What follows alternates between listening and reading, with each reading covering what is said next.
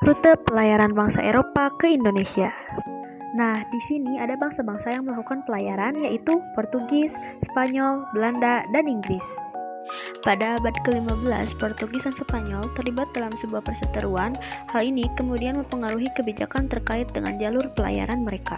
Untuk menghindari perseteruan di antara keduanya dalam memperebutkan daerah-daerah koloni, maka Paus di Vatikan menandatangani Perjanjian Tordesillas. Perjanjian ini membagi wilayah penjelajahan menjadi dua wilayah, yakni wilayah barat yang menjadi bagian dari wilayah Spanyol dan wilayah timur yang menjadi bagian dari wilayah Portugis.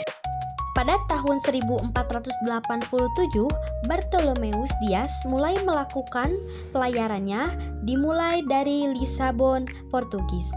Sesuai dengan isi perjanjian Tordesillas, Bartolomeus Dias melakukan pelayaran ke arah timur dengan menyusuri pantai barat benua Afrika ke arah selatan. Pada tahun 1488, Bartolomeus Dias akhirnya tiba di Tanjung Harapan, Afrika Selatan.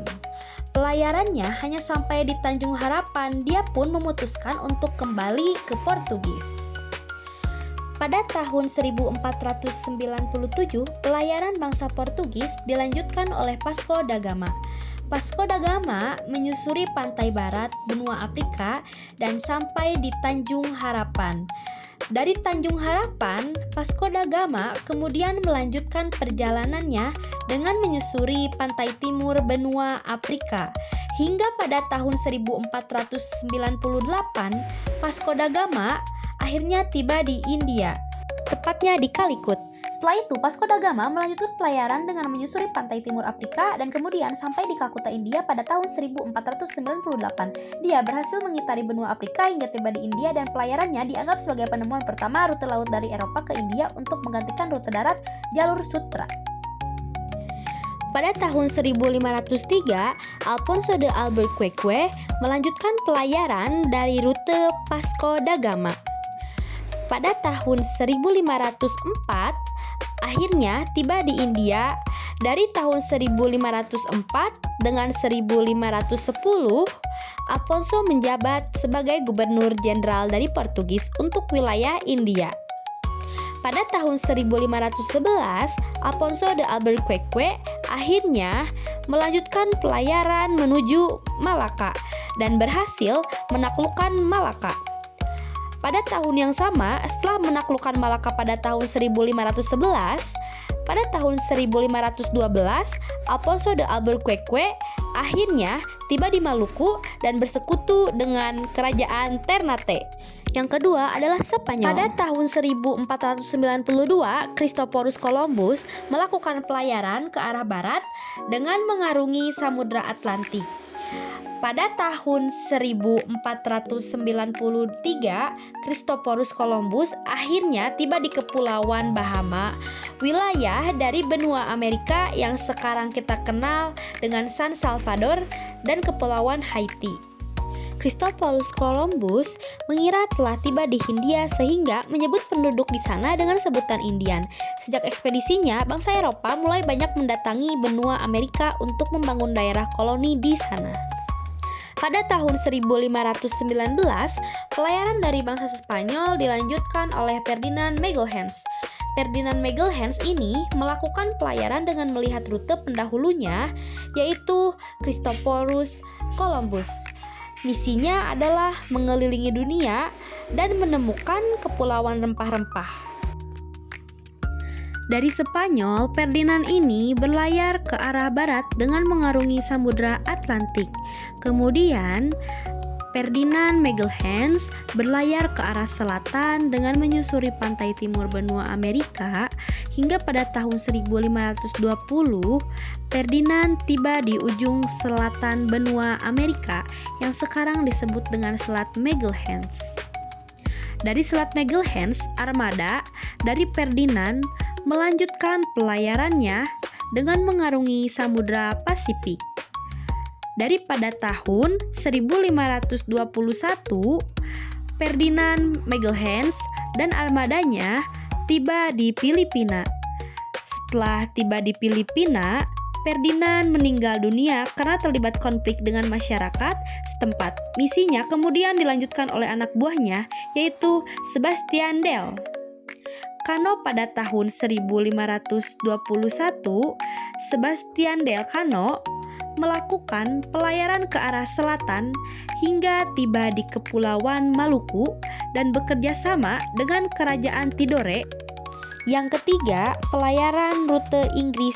Pada tahun 1579, Francis Crick dan Thomas Cavendish melakukan pelayaran dengan mengikuti rute Spanyol Ferdinand Magelhaens. Inggris berlayar ke arah barat dan menyusuri pantai timur benua Amerika menuju ke arah selatan sampai dengan di Selat Magelhaens.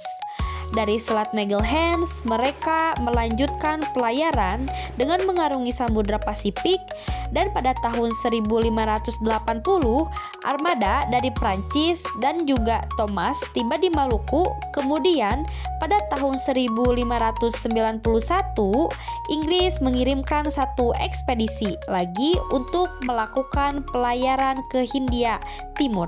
Ekspedisi ini dipimpin oleh George Limon dan juga James Lancaster. Tim ekspedisi dari George dan juga James mengikuti rute pelayaran dari Portugis dengan melalui Tanjung Harapan dan juga India. Setelah tiba di India, mereka kemudian melanjutkan perjalanan hingga pada tahun 1602. Inggris tiba di Aceh dan kemudian melanjutkan pelayarannya hingga pada tahun yang sama, dan Inggris sampai di Banten. Dan yang terakhir adalah rute perjalanan Belanda. Pada abad ke-14 hingga abad ke-15, Belanda mengalami perseteruan dengan Spanyol dan juga Portugis. Sebagai dampak dari perseteruan antara Belanda, Spanyol, dan Portugis, Belanda tidak dapat melakukan aktivitas perdagangannya di Lisabon, Portugis.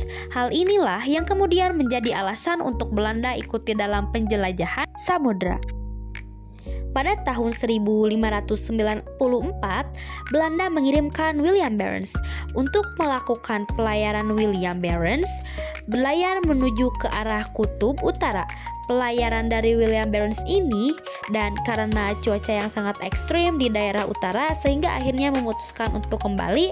Namun ketika di tengah perjalanan, William Barents ini meninggal dunia. Pada tahun 1995,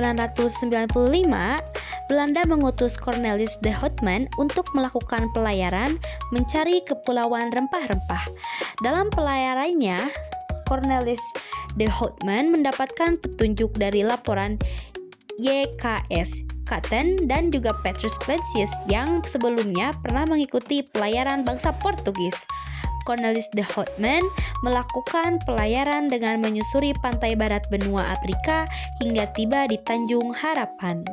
Dari Tanjung Harapan, Cornelis de Houtman melanjutkan pelayaran dengan menyusuri pantai timur benua Afrika. Dia tiba di Kepulauan Madagaskar.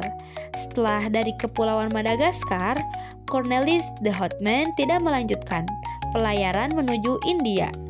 Cornelis de Houtman melakukan pelayaran dengan mengarungi Samudra Hindia hingga menyusuri tepian barat Sumatera hingga tiba di Selat Sunda, karena pada saat itu Selat Malaka telah dikuasai oleh Portugis. Cornelis de Houtman dan anak buahnya akhirnya berlabuh di Banten pada tahun 1596. Nah, segitu saja yang bisa saya sampaikan. Semoga ini bermanfaat buat kalian semua. See you next time.